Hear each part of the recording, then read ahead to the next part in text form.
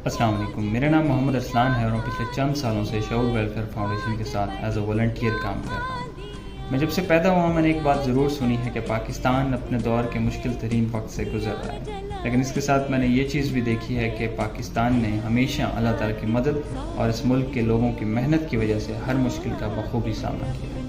आप दहशत गर्दी की मिसाल ले लें या मुल्क में कुदरती आफात की, इस मुल्क के लोगों ने और ख़ास तौर पर नौजवानों ने भाईचारे की आला तरीन मिसालें कायम की हैं। आज का नौजवान थोड़ा सा मायूस नज़र आता है, लेकिन अगस्त का महीना हमें ये याद दिला रहा है कि हमने अपने बुज़ुर्गों की लाजवाल कुर्बानियों को याद रखते हुए एक उम्मीद का दिया जला के रखना है। हमने एक शम्मा रोशन रखनी है।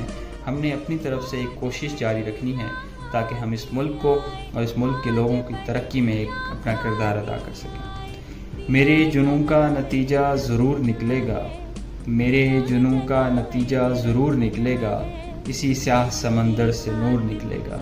अल्लाह ताला हम सब का हामी और नासिर हो।